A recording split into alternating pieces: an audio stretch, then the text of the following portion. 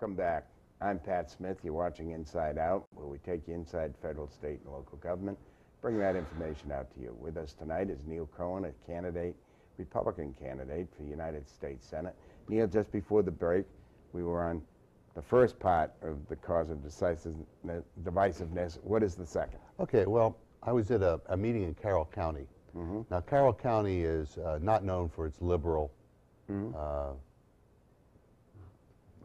the people who are liberal. Basically a farm community. Yeah, okay. But, so I was there, and they probably disagree with everything I said. And in the end, they said, well, Neil, thank you for coming. We didn't agree with your point of view, but we were thankful that we heard a different voice, and you were honest in your point of view. And I thought about it a couple of days, and I realized another issue that really is more significant, and what I think is causing a lot of the problem in our country with the development of the Tea Party movement. Because I think the Tea Party movement reflects a feeling that people are feeling they're disenfranchised. And what's happening, I believe, is that with the money that's poured into campaigns, the ability to and with computers to micro market and to data mine the information, campaigns now can drill down. They know which homes are the people are going to vote for them, which homes are going to vote against them, and which homes their message will be listened to, and maybe they can influence those people. So what has occurred is that people only hear the message of the people of maybe one side. Okay, they might hear Democrats are only going to go to people who they think are going to vote for them or might vote for them, and they ignore Republicans totally, because it wastes time, money, and just all the effort. The same thing in reverse. Republicans ignore the Democrats, but go to anybody who they feel their message is worthwhile. So what happens after the election is over? The winning party goes, wow, we won, we're real happy. But the losing party says, but nobody ever came and told me their point of view. They never had the privilege of saying, I disagree. So they're really disenfranchised. If you look even in the general election, the presidential election, look right here in Maryland. People said, huh, Obama's going to win. Therefore, there was very little campaigning in Maryland by both sides. Republicans knew that they weren't going to win, so they didn't waste their money. And Democrats knew they were going to win, so they didn't waste their money. So what it creates is the sense that people are ignored. And I think that's a very powerful message. And whether you're a Republican or Democrat, people better start recognizing that it's important that all the people get all the messages. And I think that's an important point that I've been out there. Everybody I talk to, I try to say that to, because I don't think anybody recognizes that. Well, if you in Maryland, we had a Republican governor when Governor Ehrlich had 4 years. He had his 4. He had a weak Democratic candidate that he defeated that ran one of the worst campaigns in the history of the state. But he was a candidate from your area. Doesn't matter. And I worked on that campaign. We couldn't get earshot. I mean, that you go and appoint a Republican as your lieutenant governor candidate, and he switches parties. That just doesn't work. But now it appears that Governor Ehrlich is riding a tide of the far-right surge to, at this point, be running close to or even with Governor O'Malley in the polls. Where do you think that ends up? Where does it end up? I think it's going to be a close race. And it will depend.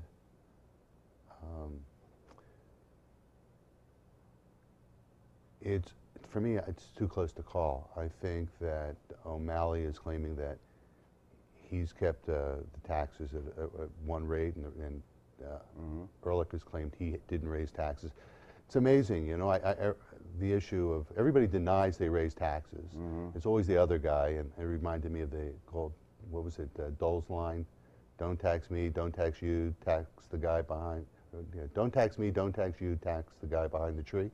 And I think that's the reality. Nobody wants to take the credit for the issues, but in the end, it's going to be who the public believes is more truthful. And who's happier? Do they think they're better off after 4 years, or do they think they should change again? You know, I've talked to people, and I don't know the answer. I know who I'll vote for, but that's what I know. I know that that the Ehrlich campaign does not concern itself with the Democratic primary or the Democratic race at this time. I don't think they believe it's at all beneficial to them. So I let them go, and I wish them the best. I wish both people the best. I think that at the end of the day, I think that the Ehrlich campaign is going to be harnessed by the Tea Party and the others, and I think he'll fall way off. I don't think it's going to be a close race at the end of the campaign. I'm not so sure he's tied to the Tea Party people. Tea Party. It's like Tea Party. I'm not so sure that's where he's going. I think he's trying to position himself as more moderate, and as such, because the Tea Party is not strong in Maryland, I don't think he's aligning himself on that side. If they come out strongly in his favor for whatever issues, if they distort the issues, and maybe it'll have an effect. But I think his issue is to convince most of the people in the state that he is a moderate, that his goals are the goals of all the people of Maryland, then he'll win. If people think that O'Malley's policies are the policies that will continue to make this state strong, he'll win.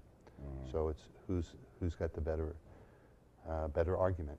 I just had the occasion to spend a day traveling from Hunt Valley in Baltimore County to Jarrettsville in Harford County, and stopping along the way just to get a feel of what it was. That's cool. And the 4x8 Ehrlich signs, where they were on someone's farm, I stopped and went in to talk to the people, and to get a feel for where that's his home territory up there. Baltimore County. As far as his congressional district. He grew up southeast of Baltimore in Arbutus, but his congressional district was up in these haunts and up there. And I'll tell you, the people I stopped and talked to, they were Tea Party right. They weren't members of the Tea Party. Okay. They were Tea Party right. And I think that swell is going to get there's going to be a backlash, I predict. Well, remember, the Tea Party people are not all right-wing, and that's the mistake, as I see it, of the Republican Party, the Democratic Party. I think the Democrats assume that Tea Party people are an expression of the far right. No, I think the Tea Party movement is really a movement of people who are dissatisfied with both the Republican Party and the Democratic Party, a feeling that there's again, this disenfranchisement, this idea that they're not being represented, their voices aren't being heard. There's one part which tends to be the loudest part, which tend to say the more conservative point, but I do not believe that's the only point, and I think it's a mistake for the Democratic Party to ignore them and think they're extreme. I think it's much more important to listen to that message and respond to it in a positive way. The Republicans have been better at that than the Democrats. Let's take some of the hot button issues so that you can, for our viewers, clarify yourself as a moderate. Gun control. Well, to me, I believe that the Second Amendment does give people the right to own a gun, but I think with that comes responsibility. I think the mistake is to assume that rights are there without responsibility. I don't believe a 2-year-old has the right to own a gun. I believe if you're going to own a gun, A, they should be licensed, and 2, you should be required to have training. Okay, you should have that responsibility to know the weapon you have, and you should be required to be certified as being trained in the weapon. It gets back to, no matter whether you're conservative or liberal, I think there's that libertarian in all of us, and I believe that with the rights and privileges, we have responsibility, and I don't take that away from anything. Go ahead. And then the Republican Party is always there. They want less government and less government intrusion into their lives. But where are they on abortion and right to life? Well, were they or me? You. I don't. We know where the Republican Party is. Well, I believe, first of all, that the issue of abortion is not a political issue to me. It is a personal, moral. It's a religious issue, and I believe it should be separated from the party, and I've always believed that. And for me, I believe that abortion is a personal medical and moral decision that should be left to a woman and her doctor. No one wants abortions. I think all government and all communities should strive to minimize the need for abortion. But when it comes down to it, it is a personal decision. And I know that from reading the information on your website, which, by the way, would you tell our viewers what your website is? It's very difficult to remember. I don't know where to go here, but it's it's Cohen, www.cohenforsenate.com. It's very original. But keep it simple, so they You can just get there have to and know get how the to spell my information. name. But in reading that, one of the things that why you say you're running is because of job creation. And what do you think can be done, or what would you like to try to initiate if you were elected to the United States Senate to promote job creation?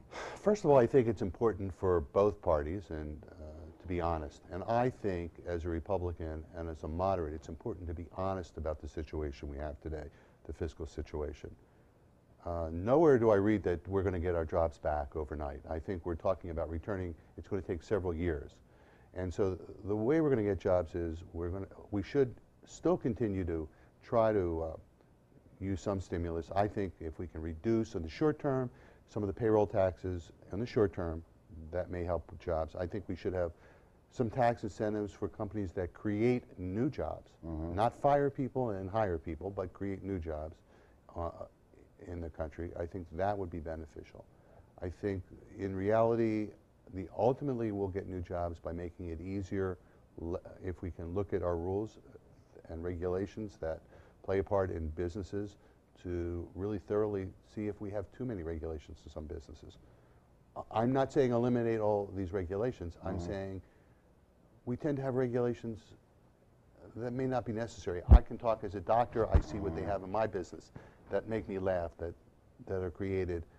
And I ask myself, why is this here? When I know it doesn't have to be there, but they're unnecessary. And I think we should really carefully review, and it should be a goal, almost like a sunset law, where we look at this stuff. If they can't be proved to be effective, then they should be eliminated. Our goal should be to make it as easy as possible for businesses to start and develop in this country. I think, you know, another part that plays a part in that is the immigration issue. I think it's always been known. By the way, let me just stop and say that my whole philosophy in almost everything's interrelated. I mean, we don't have an immigration issue and a jobs issue, and they all somehow play a little bit a part in every part of the They're all woven together. They're all woven together. And if we're going to talk about jobs, we have to recognize that one of the greatest contributions to this country in business are immigration.